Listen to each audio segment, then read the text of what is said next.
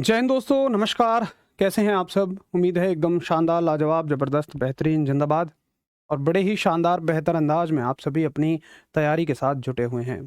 प्यारे दोस्तों, आशा करता हूँ कि बड़ी ही मेहनत और शिद्दत के साथ आप सभी ईमानदारी के साथ तैयारी में जुटे हुए होंगे, क्योंकि जो सफलता के रास्ते हैं, इन रास्तों पे भाई मेहनत तो है।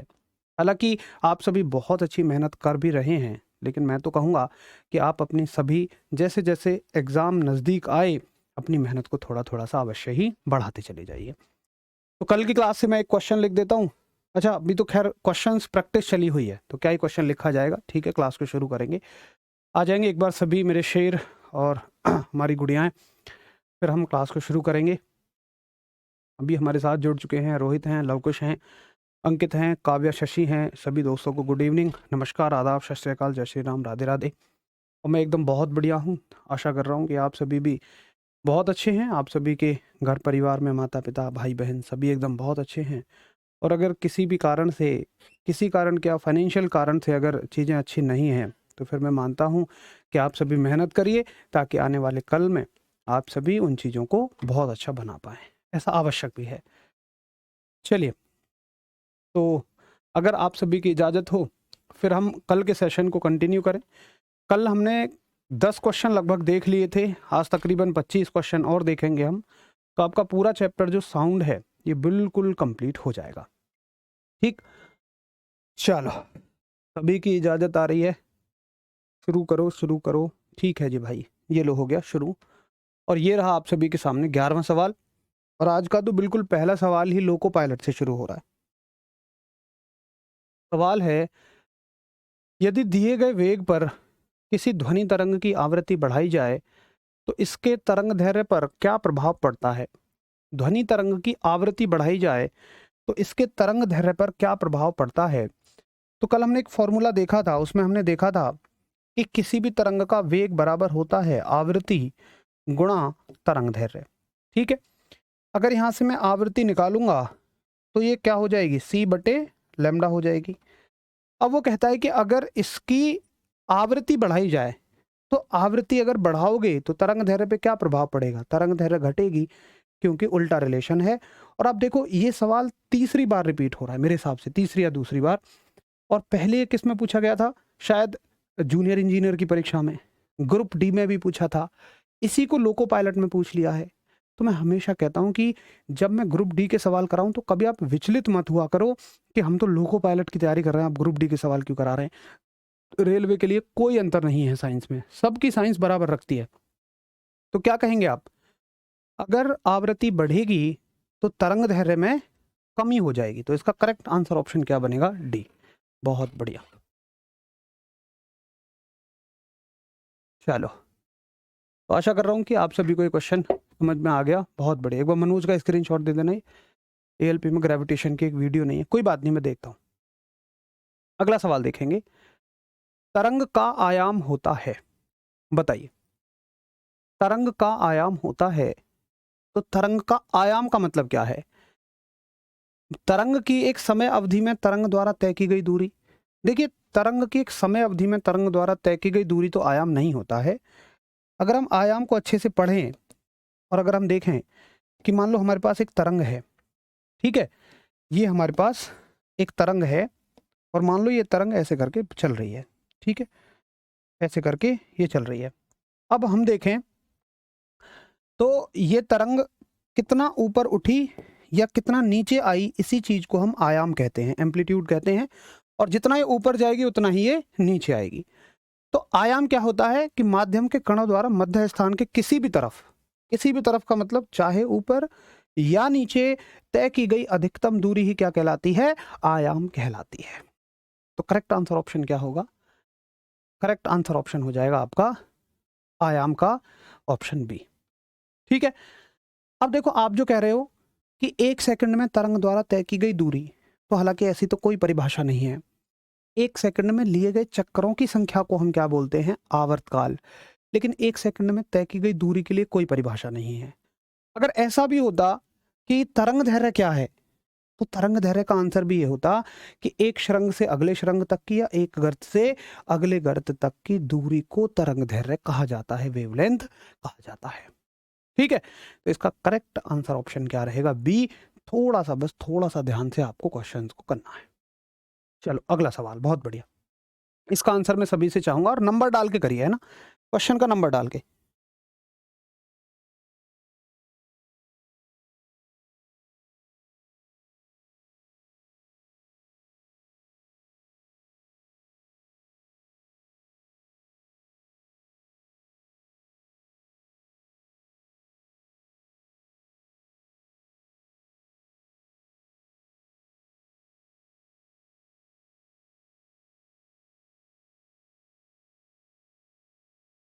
चलो बहुत बढ़िया, कॉन्सेप्ट बहुत सही पढ़ाए हैं आपने, वेरी गुड।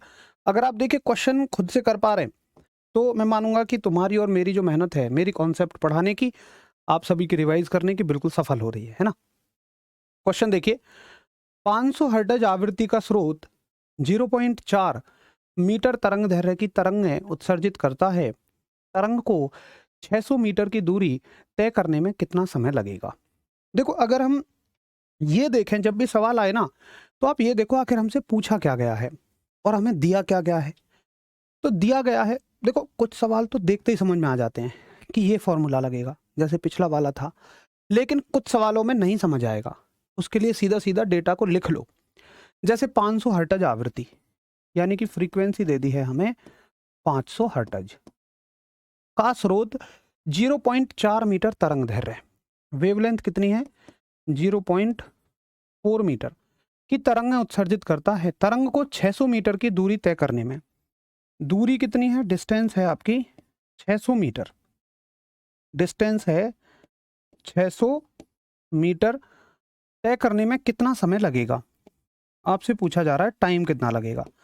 तो आप ये देखो, अगर हमारे पास दूरी है और हमसे समय पूछा है, तो निश्चित तौर पर हमारे पास चाल पता होनी चाहिए। अरे भाई, तभी तो हम फॉर्मूला लगाएंगे कि चाल बराबर दूरी बटे समय, स्पीड बराबर डिस्टेंस अपॉन टाइम।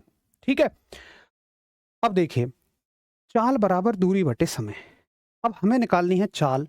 चाल निकलेगी यहां से कि v बराबर, या c बराबर कहो, f गुणा लैम्डा। f कितनी है? 500, और लैम्डा कितनी है? 0.4। तो यहां आप लिखेंगे 1, इसके आगे लिखेंगे 0, इससे ये कट जाएगा। 50 में 4 की गुणा करेंगे, ये आ जाएगा 200, ये हो जाएगा 200 मीटर पर सेकंड। ठीक है, तो चाल कितनी आ गई? 200, और हमें दूरी कितनी दे रखी है? 600, और हमसे पूछा गया है क्या? समय। तो यहां क्या करेंगे आप? 2 जीरो से 2 जीरो काटेंगे, 2 से 3 बार काटेंगे, तो समय आपका कितना हो जाएगा? आप कहेंगे समय आ जाएगा, समय आ जाएगा 3 सेकंड। ठीक है, तो करेक्ट आंसर ऑप्शन क्या हो जाएगा? 3 सेकंड। आशा करता हूं कि आप मेरी बात को बहुत बढ़िया तरह से समझ गए होंगे।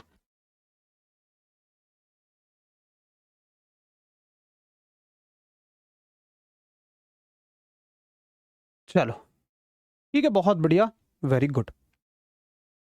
अगला सवाल देखिए। ये-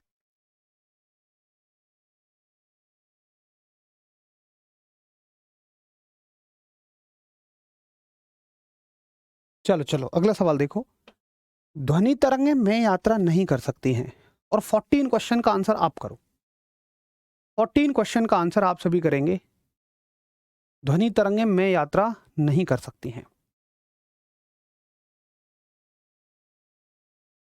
बताइए।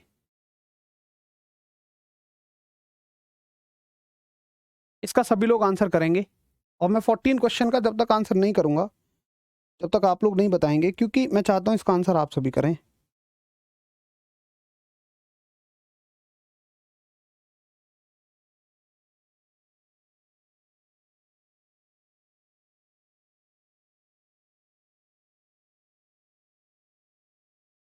चलो, तो 14 का सभी का मैं देख पा रहा हूँ आंसर सी है, और मैंने इसीलिए पूछा क्योंकि ये बड़े ही बेसिक सवाल है।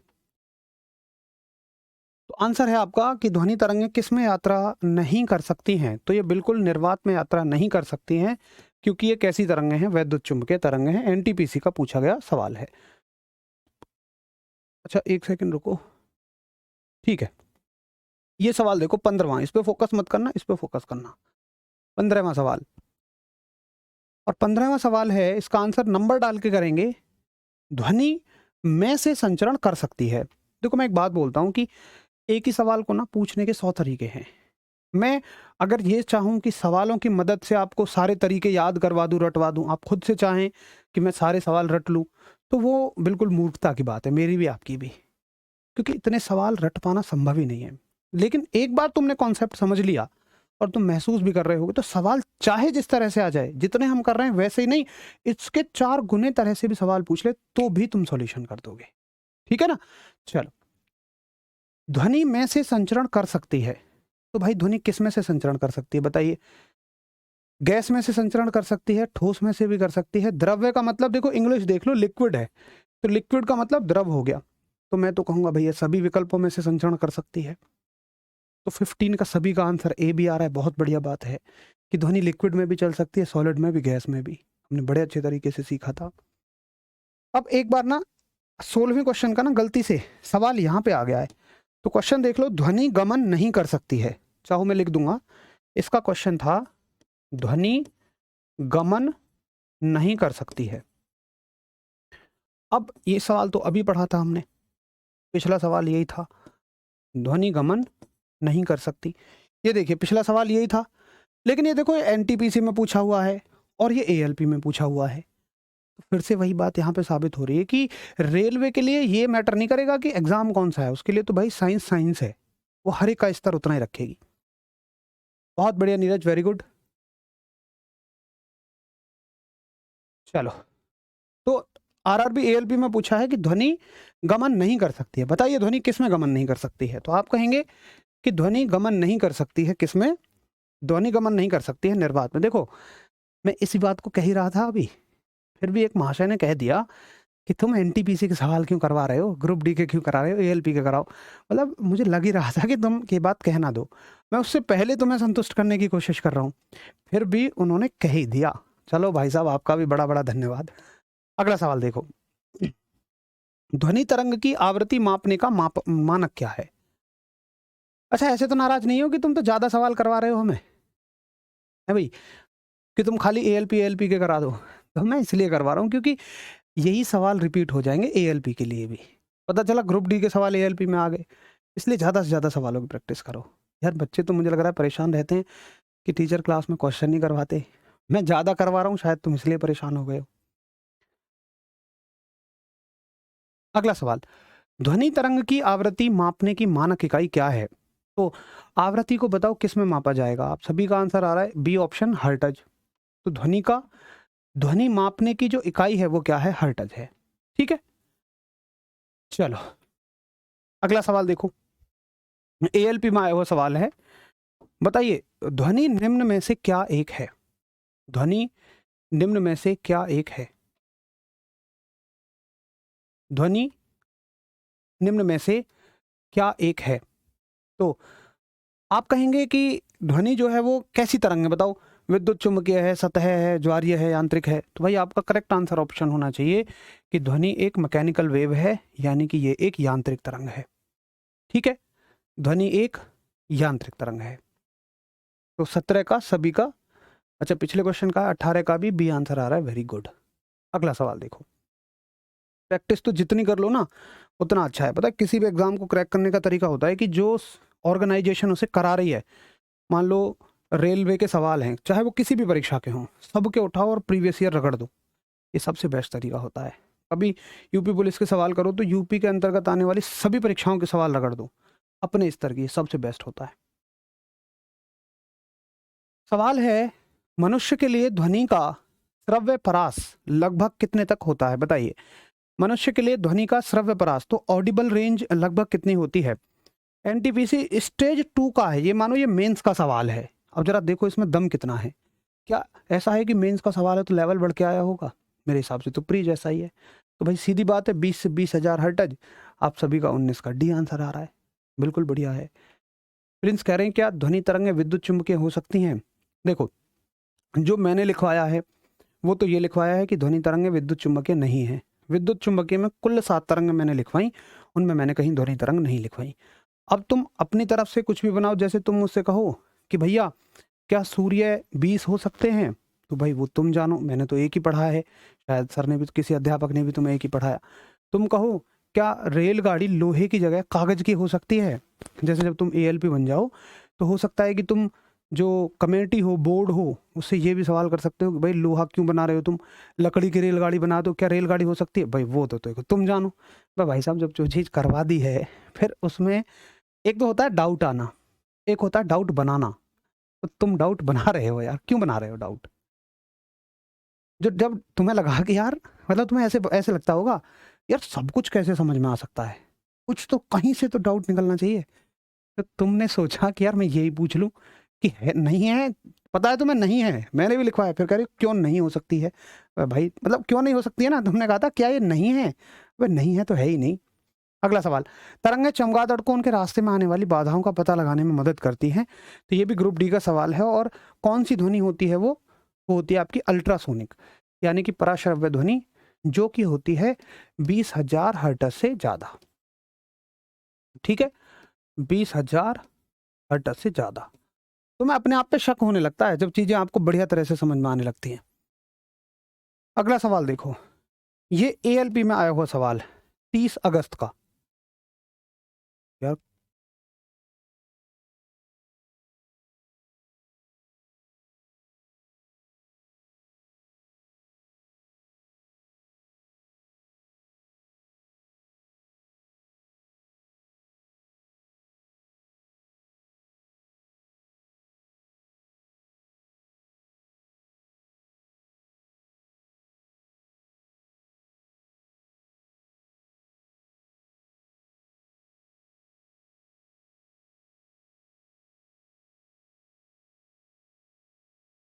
चलो अगला सवाल, मनुष्य के लिए श्रव्य ध्वनि की आवृत्तियों की रेंज कितनी होती है? तो इसका आंसर तो देखो हरीश भैया भी बता रहे हैं कि 20 से 20,000 होती हैं। अब मैं वही कह रहा था ना, ये एएलपी में भी पूछा गया सवाल है, पीछे ग्रुप डी में भी पूछा था। तो इसको देख के तुम ये अंदाजा लगाओ कि इंपॉर्टेंट सवाल है। किसी भी दूसरी परीक्षा में आए हुए सवालों को करने का यही फायदा होता है, हमें पता लगे कि ये सवाल इंपॉर्टेंट है। चलो, वायु में ध्वनि की चाल ज्ञात करें। अब ऐसे सवाल में ना संभल के आंसर करना तुम थोड़ा सा, क्योंकि हमने ये पढ़ा था कि या तो ऑप्शन में 331 होगा, ठीक है, या 332 होगा। मैंने ये कहा था कि दोनों ऑप्शन में एक साथ नहीं आ सकते, लेकिन यहां देखो दोनों हैं ऑप्शन में। अब इसमें से कौन सा टिक करोगे? तो यहां वो तुम्हारे साथ खेल रहा है यूनिट को गलत करके। ठीक, तो तुम्हें यूनिट को देखना है। भाई यूनिट क्या होती है? मीटर पर सेकंड, है ना? मीटर के नीचे सेकंड है ना कि बराबर में। अगर मीटर के बराबर में सेकंड लिखना चाहते हो, जैसे तुम अगर इसी चीज को लिखना चाहते हो, तो ये क्या हो जाएगी? पावर -1। यहाँ इसकी पावर 1 है, ऊपर जाके -1 हो जाएगी। ठीक है, तो ये ऑप्शन ठीक नहीं है। अगर ये ऐसे होता तब मैं जरूर कहता कि भाई दोनों में से दोनों के दोनों ऑप्शन सही हैं, लेकिन अभी ये गलत है। और आंसर ऑप्शन कौन सा ठीक है? मीटर पर सेकंड वाला 332 के साथ। ठीक है, तो आपका आंसर ऑप्शन हो गया 332। एक बहुत अच्छा सवाल मैं कहूंगा, बहुत बढ़िया, और सभी का आंसर आ रहा है 22 का ए, वेरी गुड। अगला सवाल देखिए, एएलपी की परीक्षा का सवाल, एक प्रसारण केंद्र 71 गुणा 10 की पावर 4 हर्ट्ज की आवृत्ति और 3 गुणा इसको करो 10 की पावर 8, ये ऐसे होगा, वहां भी कर लेना, मीटर प्रति सेकंड की गति के साथ तरंगों को प्रसारित करता है। तरंगों का तरंग दैर्घ्य कितना है? अब देखो फिर से वही सूत्र है कि V या C बराबर आवृत्ति गुणा तरंग दैर्घ्य। आपसे तरंग दैर्घ्य पूछी जा रही है, तो ये हो जाएगी C/F। C कितना है? 3 गुणा 10 की पावर 8। और F कितना है?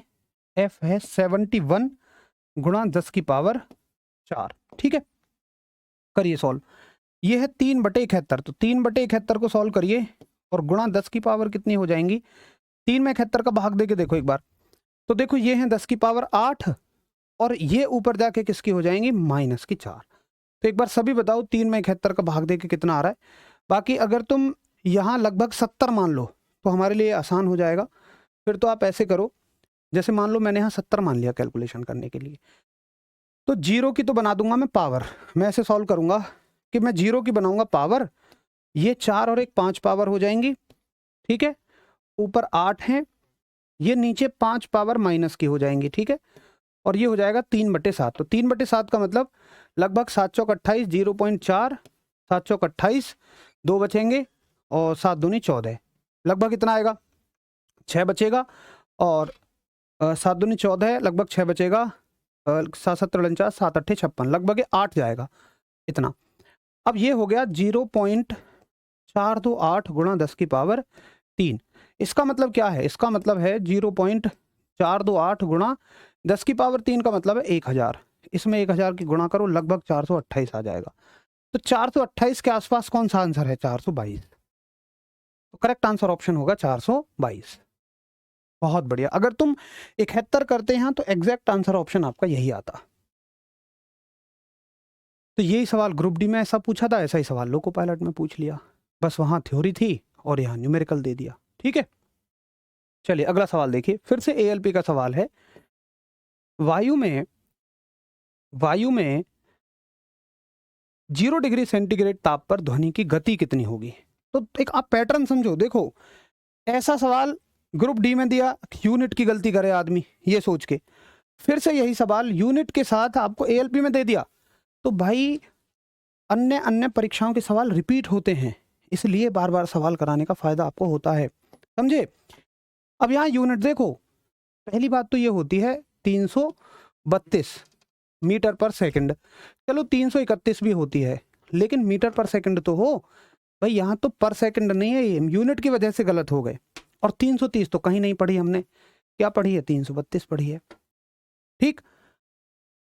चलो तो एक बार सभी बताइए कि क्या कॉन्फिडेंस थोड़ा सा बिल्ड हो रहा है, क्या कॉन्फिडेंस बढ़ रहा है? प्रीवियस ईयर सवालों को करा के आप सभी बताइए, क्या थोड़ा बहुत आपका कॉन्फिडेंस राइज हो रहा है? और तब तक अगले सवाल का आंसर करो। फिर से एएलपी में आया हुआ सवाल है और बड़ा आसान सवाल है।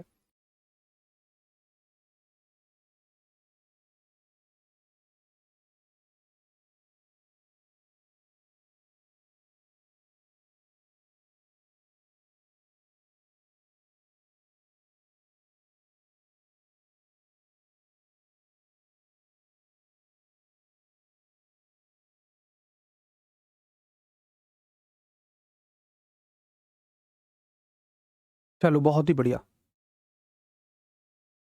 21 में देख लेता हूं मैं, कोई बात नहीं, 21 को दोबारा देख लेंगे, पहले इसका आंसर करेंगे।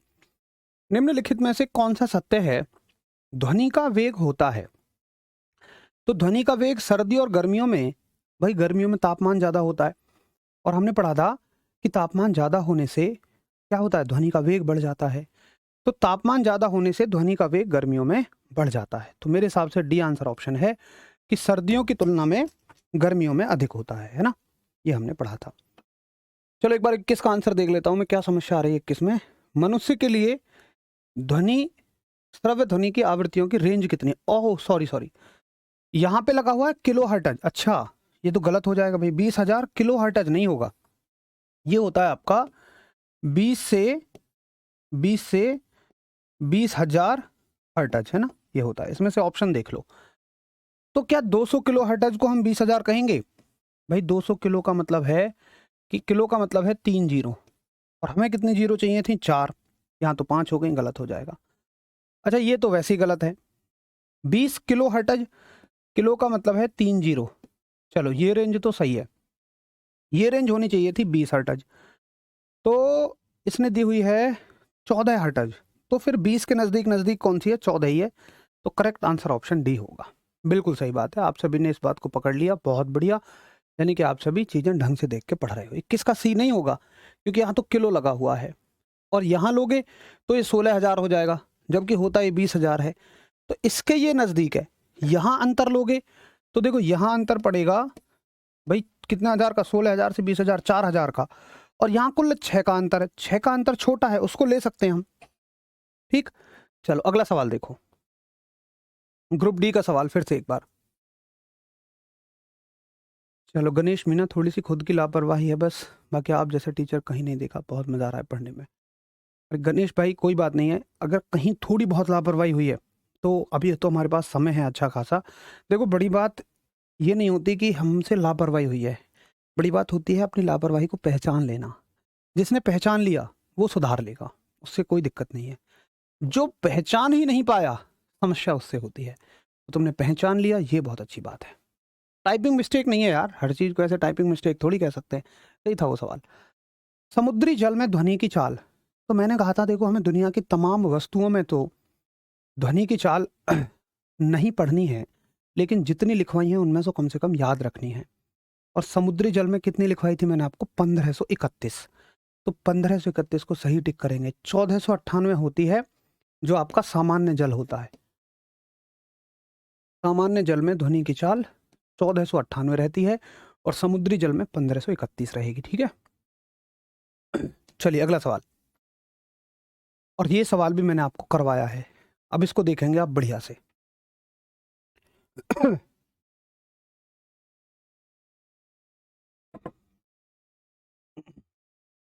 करिए 27वें सवाल का आंसर।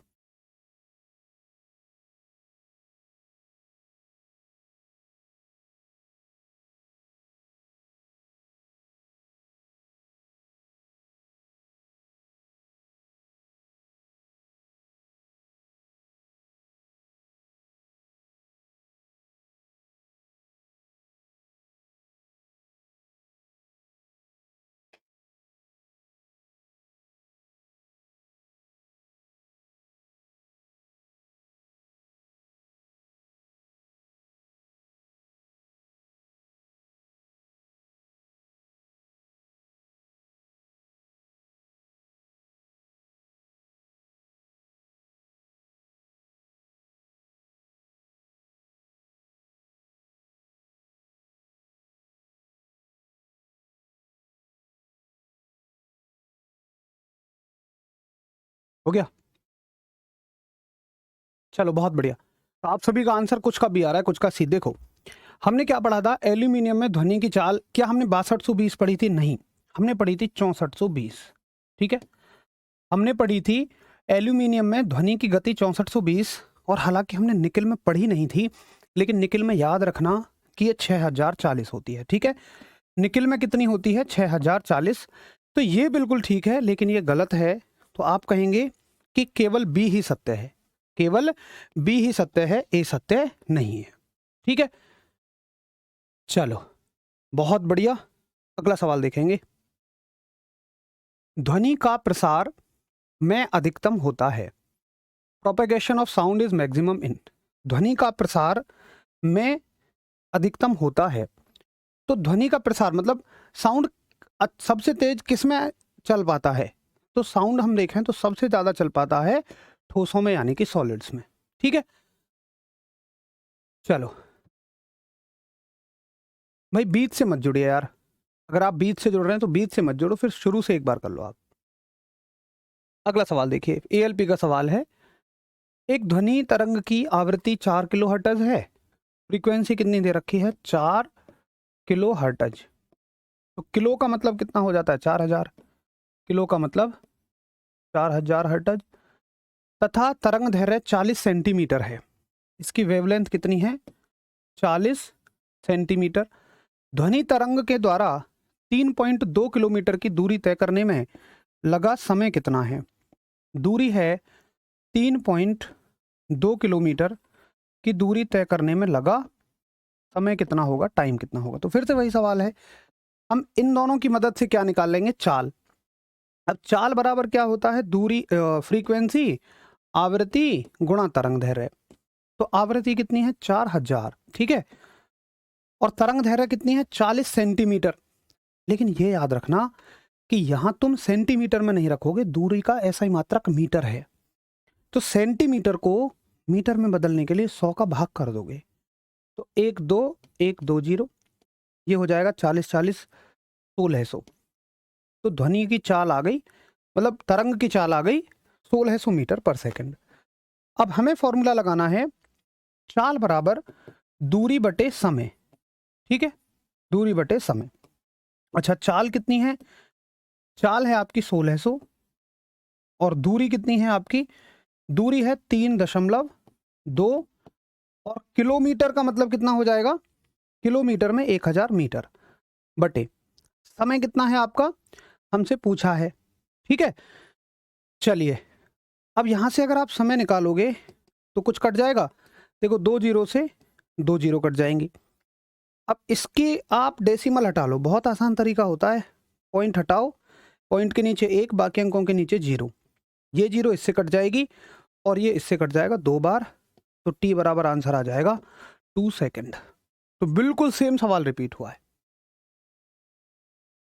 ठीक है, बिल्कुल सेम सवाल आपका एक बार फिर से रिपीट हुआ है। चलो अगला सवाल देखें। एएलपी का ही सवाल है और इस क्वेश्चन का आंसर मैं आप सभी से चाहूंगा।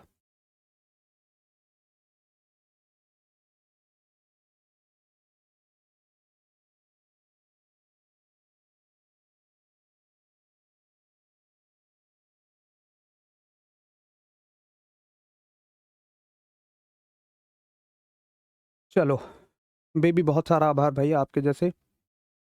और सर के पास पढ़ने में मज़ा नहीं आता है एएलपी बैच में। चलो भाई, कोशिश रहेगी कि आप सभी को चीज़ें एक अच्छे तरीके से डिलीवर की जाएं।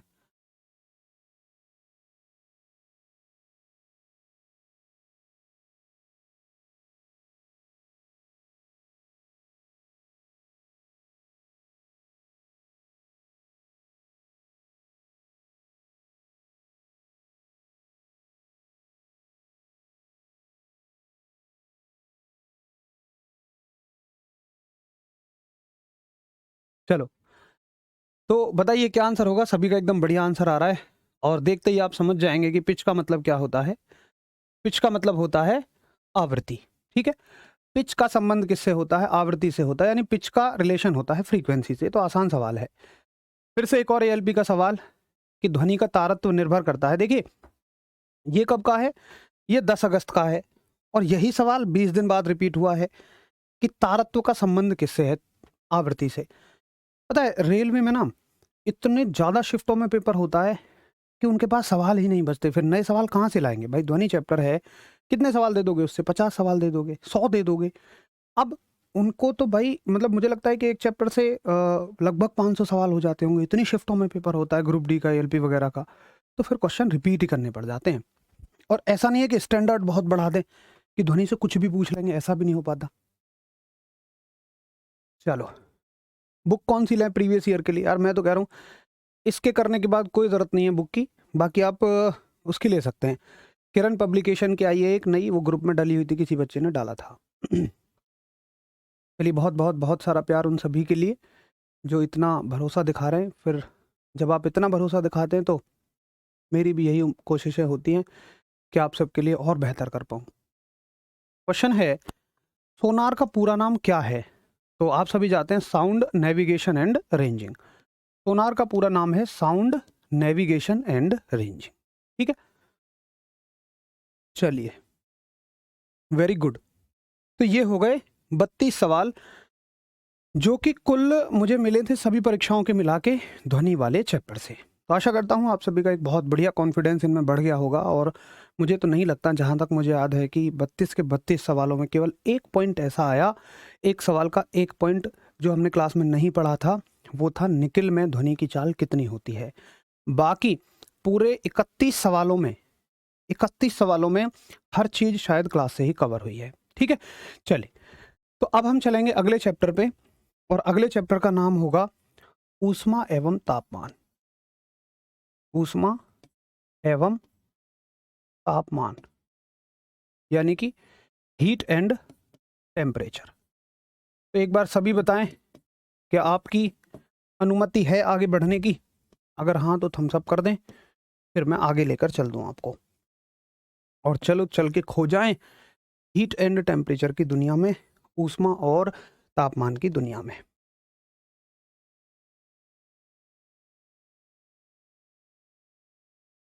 बहुत बढ़िया भाई सदाशिव विश्वकर्मा, ऐसे ही बहुत अच्छे से पढ़ते रहिए। योगेश बहुत सारा प्यार भाई। यार मैं देखो डेली बोल देता हूँ, वैसे तो आपकी बाकी साइंस की क्लास भी बहुत जल्दी शुरू होने वाली है, बाकी विषयों की भी मैं हर दिन बोल देता हूँ यार।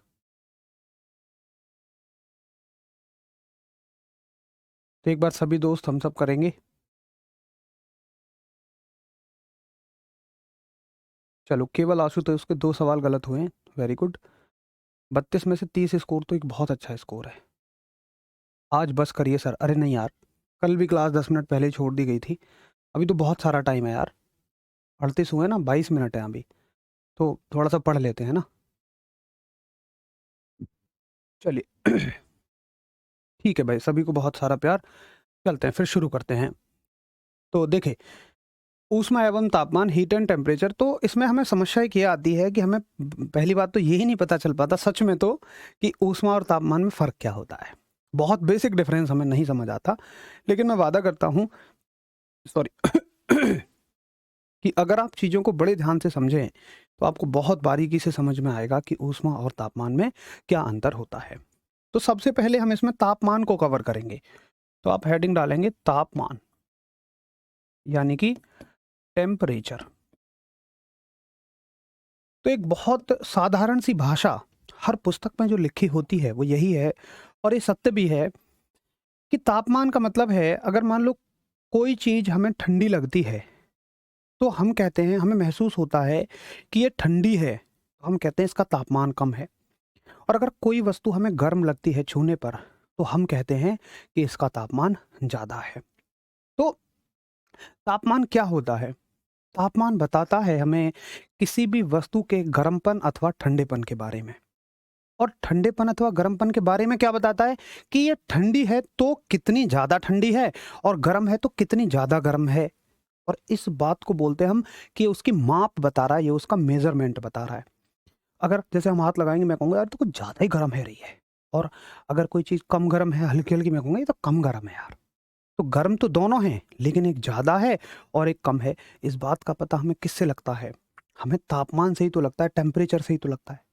तो टेम्परेचर क्या है? एक तरह की संवेदना है, एक फीलिंग है जो ये बताती है कि कोई भी वस्तु कितनी ज़्यादा गर्म है या वो कितनी ज़्यादा ठंडी है। तो तापमान की परिभाषा आप लिखेंगे कि तापमान तापमान तापमान किसी भी वस्तु के गर्मपन अथवा अथवा ठंडेपन की माप है। किसी भी वस्तु के गर्मपन अथवा ठंडेपन की माप है। यानी कि temperature is the measure of temperature is the measure of hotness और coldness. Temperature is the measure of hotness और कोल्डनेस। ठीक है, कि तापमान क्या है भाई? किसी वस्तु के गर्मपन अथवा ठंडेपन की माप है। पेशेंस रखिए, आप धीरे धीरे आपको सारी चीजें समझ में आ जाएंगी। अब देखिए, अब एक भाई कह रहे हैं कि सर आपसे अनुरोध है, परिभाषाएं थोड़ा सा विस्तार से लिखवा दिया करें। देखो मेरे दोस्त, मैं तो ये कह रहा हूँ कि जितना मैं आपको लिखवा रहा हूँ उतना समझने के उद्देश्य से भी पर्याप्त है, और पेपर में आंसर करने के हिसाब से भी पर्याप्त है। अगर आप मेरे कंटेंट से अपनी पुस्तक लिखना चाहते हो तो शायद ये उसके लिए पर्याप्त नहीं है, और मैं आशा करता हूँ ऐसा उद्देश्य तो नहीं लेके बैठे होंगे। तो अब हम क्यों लंबी चौड़ी परिभाषाएं लिखें, वो जो कभी काम नहीं आने वाली? फिर तो किताब ही पढ़ लो जो इतनी मोटी होती है। तो नोट्स का मतलब होता है हम बिल्कुल सिलेक्टेड चीज़ें वो लिखें जो बस हमें समझ में आ जाएं, है ना? तो मैं मानता हूँ कि बिल्कुल सही है ये, कोई दिक्कत नहीं है। तो तापमान गर्मपन अथवा ठंडेपन की माप है। अब आप मुझसे ये बोलोगे कि भैया तापमान का मात्रक क्या है, टेम्परेचर की यूनिट क्या है? तो देखो, टेम्परेचर की फेमस 3 यूनिट हैं। वैसे तो 5-6 यूनिट होती हैं, लेकिन मुख्य मुख्य 3 मात्रक इसके इस्तेमाल में होते हैं। तो पहला तो हमारा फर्ज बनता है कि भाई ऐसा ही मात्रक पढ़ें। तो ऐसा ही मात्रक जो है इसका, वो केल्विन है। ठीक है, ये हमने किस में पढ़ा था? तापमान को मूल राशियों में भी पढ़ा था, और तापमान का मात्रक है केल्विन। ठीक है, कोई बात नहीं, मैं देख लेता हूँ, उस क्वेश्चन को देख लूंगा। 0.5 आएगा, 16/32 करो, कोई बात नहीं, मैं देख लूंगा, पहले इसको समझ लो। अगर कहीं कोई कैलकुलेशन मिस्टेक हुई है सवाल में तो देख लेंगे। ऐसा ही मात्रक होता है इसका केल्विन। अन्य मात्रक जो होते हैं इसके, एक होता है आपका डिग्री फ़ारेनहाइट। डिग्री, अच्छा ये निशान होता है डिग्री का, है ना? Degree Fahrenheit. आप कहोगे डिग्री फ़ारेनहाइट, डिग्री फ़ारेनहाइट।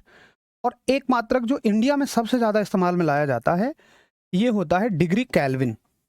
ये degree degree centigrade, degree centigrade, ये डिग्री सेंटीग्रेड। इसी को आप सेल्सियस भी बोलते हो, डिग्री सेल्सियस भी आप इसी को बोलते हो। ठीक है, ये एक साइंटिस्ट हुए थे, उनके नाम पे है। तो 3 मोटा मोटी मात्रक ज़्यादा इस्तेमाल में लाए जाते हैं। कौन कौन से? एक तो आपका डिग्री सेंटीग्रेड जो इंडिया में सबसे ज़्यादा यूज़ होता है। डिग्री फ़ारेनहाइट केवल डॉक्टर के यहाँ जाने पे होता है बस। बाकी केल्विन का हम किताबों में इस्तेमाल करते हैं, सामान्य भाषा में हम केल्विन का इंडिया में इस्तेमाल नहीं करते हैं। ठीक है, चलो आपकी क्लास लगा के मन गार्डन हो गया भाई, बहुत बढ़िया। और साथ ही आपकी ये बातें मैं हमेशा बोलता हूँ कि मेरी जिम्मेदारी को बढ़ाती है। ठीक है, चलो अब देखो केल्विन को रिप्रेजेंट करेंगे हम, केल्विन को दिखाएंगे के से, और डिग्री फ़ारेनहाइट को डिग्री एफ से दिखा देंगे, और डिग्री सेंटीग्रेड को हम डिग्री सी से दिखा देंगे। ठीक, अब आपसे पूछा जाएगा कि क्या इन तीनों के बीच कोई संबंध पाया जाता है? तो मैं कहूँगा बिल्कुल इन तीनों के बीच एक संबंध मिलेगा आपको। और वो संबंध क्या होगा? संबंध होगा ये F माइनस 32/9, संबंध होगा F माइनस 32/9 बराबर K माइनस 273/5 बराबर C माइनस C/5। ये अब बड़ा दिल में दर्द होता है भैया, हमने तो ऐसे पढ़ो हो, देखो कैसे F माइनस 32/180 यहाँ पढ़ा था हमने, K माइनस 273/100 C/100। तो बहुत सारे बच्चे तो गलत ही ठहरा देंगे कि तुम गलत पढ़ा रहे हो, ये सही होता है, लेकिन दोनों ठीक है। रेशियो में कॉमन ले लो आप, कुछ कोई समस्या नहीं है। ठीक है, सब में से 20-20 कॉमन ले लो, कोई दिक्कत नहीं है। संवेदनशीलता का मतलब होता है सेंसेशन। अब तो मैं ना सेंसेशन समझ में आता इंग्लिश, ना संवेदनशील समझ में आ रहा हिंदी, तो तुम ही बताओ मैं कौन सी तीसरी भाषा का प्रयोग करूं। संवेदनशीलता का मतलब महसूस होना, कि तुम्हें वो चीज़ कितनी महसूस हो रही है ना। चलो भाई देखो, बहुत जल्दी मैंने आपके लिए बोला हुआ यार बायोलॉजी की क्लास का, तो बायोलॉजी या केमिस्ट्री दोनों में से कोई एक बहुत जल्दी शुरू हो जाएगा। और फिर से मैं एक बार इस बात को बोल दूंगा कि बच्चों की बहुत सारी डिमांड है, लेकिन कुछ चीज़ें वाकई आप मानो मेरे हाथ में है नहीं, अगर मेरे हाथ में होती तो मैं इसको आज ही शुरू करवा देता। बस मेरा मतलब है कि कहने का काम है, और मैं कह लगातार रहा हूँ। ठीक है, तो चलो ये हो गया आपका। अब देखो इससे संबंधित और क्या क्या इंपॉर्टेंट फैक्ट पूछे जाते हैं। जैसे आपसे पूछा जाएगा ये नोट हो गया होगा उम्मीद है सभी का, नहीं हुआ तो फटाफट से कर लीजिए, फिर मैं आपको इससे संबंधित महत्वपूर्ण फैक्ट और पढ़ाऊंगा।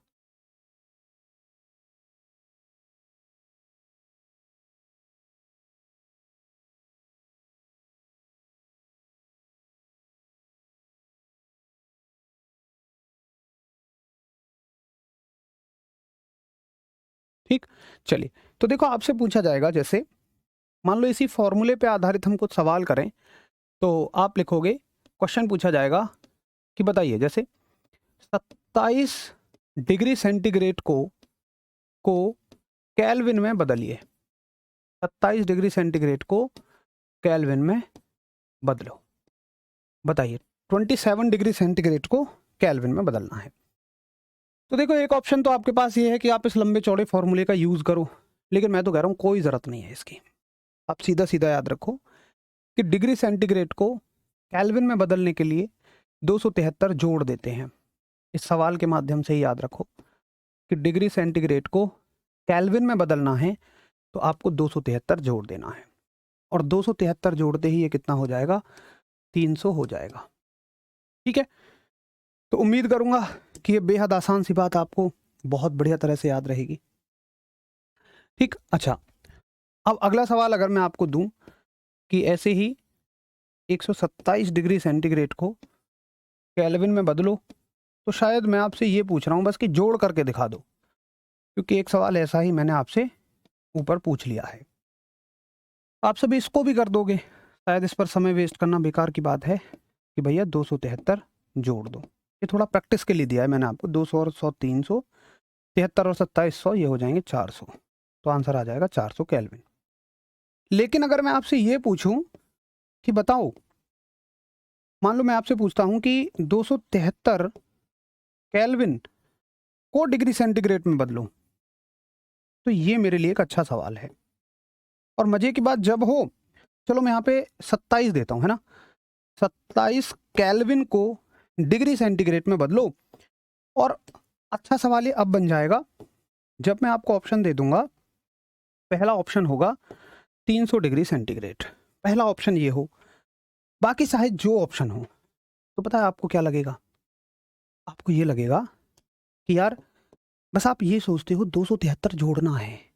जब हम हेडिंग के साथ नहीं रटते तो तुम इसमें 273 जोड़ोगे, उत्तर 300 आएगा, यानी गलत हो जाएगा।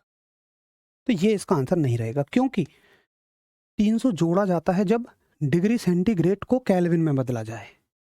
लेकिन यहां उल्टा बोल रहा है, यहां केल्विन को डिग्री सेंटीग्रेड में बदलवा रहा है।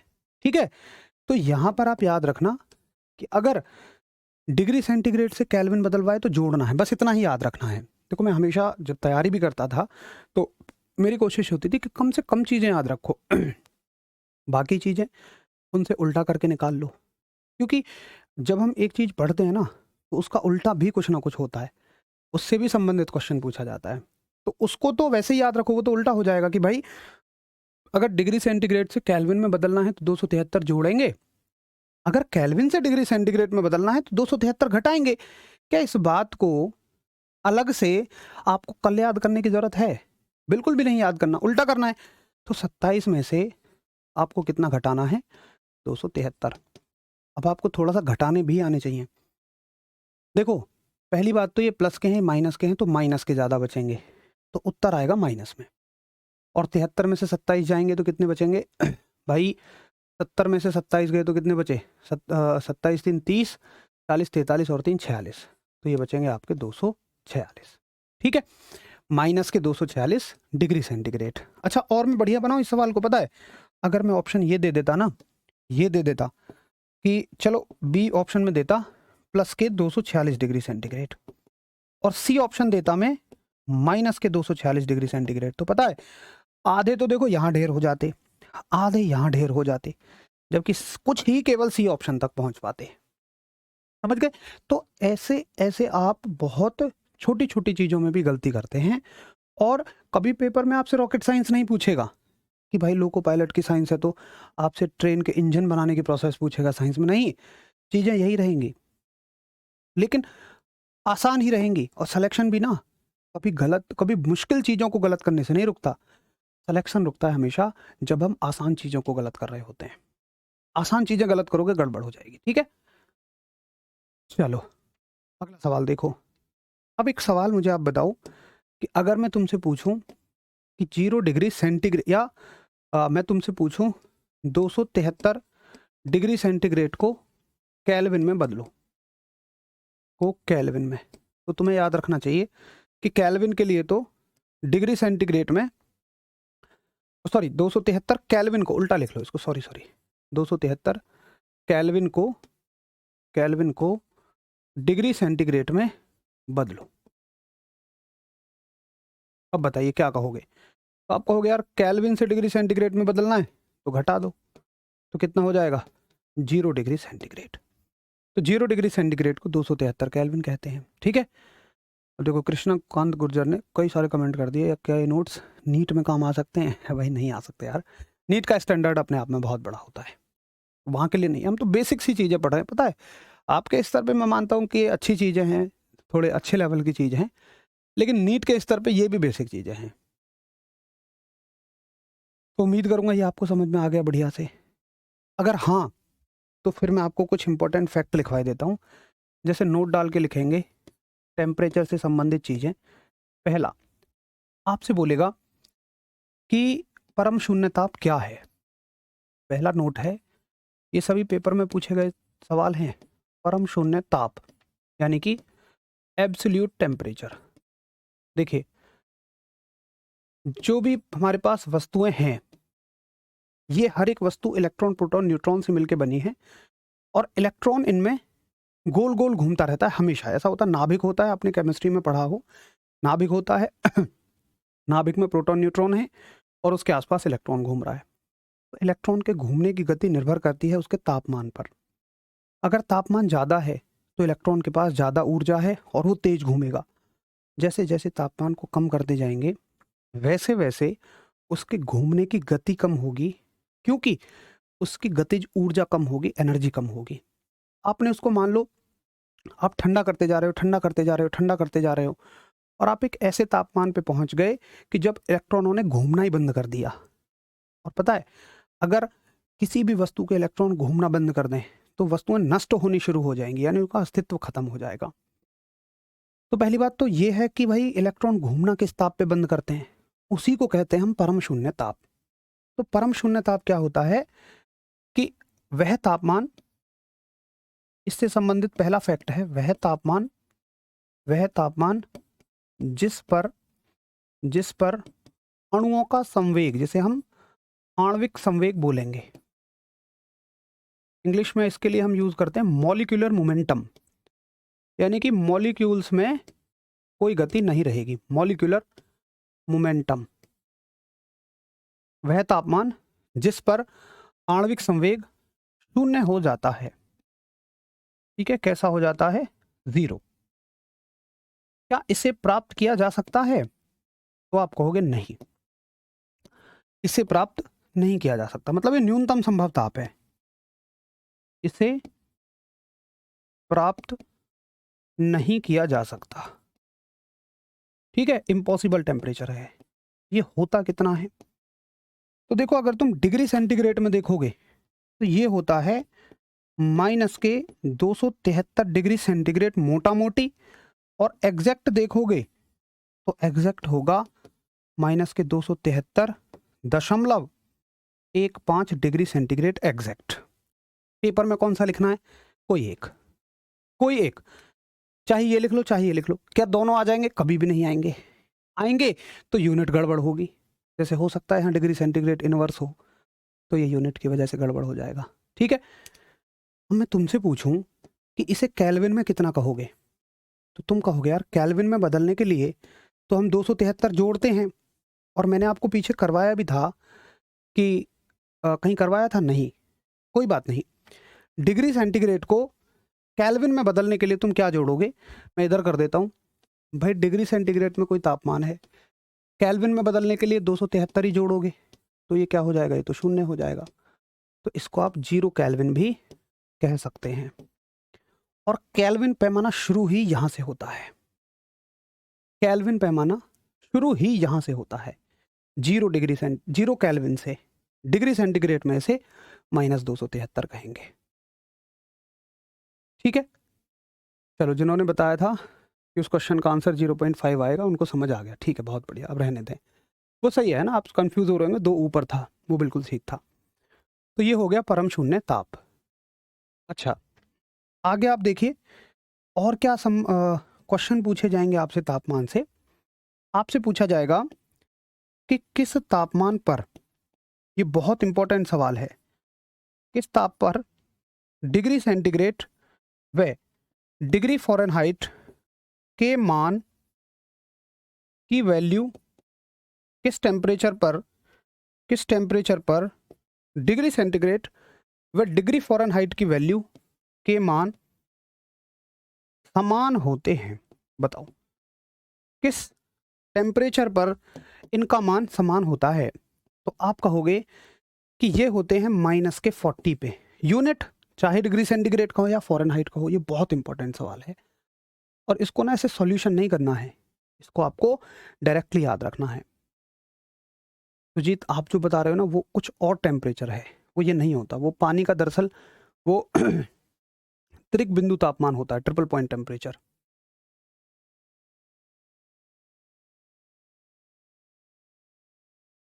चलिए, तो ये हो गया आज तापमान से संबंधित तथ्य, और आशा करता हूँ कि तापमान से रिलेटेड सभी चीज़ों में आपको बेहतर समझ बन पाई होगी। अब कल हम शुरू करेंगे अपना ऊष्मा को, यानी कि हीट को, लेकिन उसके लिए ना आपको टेम्परेचर की समझ बहुत ज़रूरी है, होनी चाहिए। और टेम्परेचर से संबंधित सारी राशियाँ, सारी चीज़ें, सारी जानकारी आपको पता होनी चाहिए और उसके लिए सिर्फ एक ही तरीका है कि आप केवल रिवीजन करके आएँ। तो सभी बढ़िया तरह से रिवीजन करके आइए। कल मिलेंगे, तब तक के लिए नमस्कार, धन्यवाद। एंड मत करना, एक साथ थोड़ा नोट कर लेना।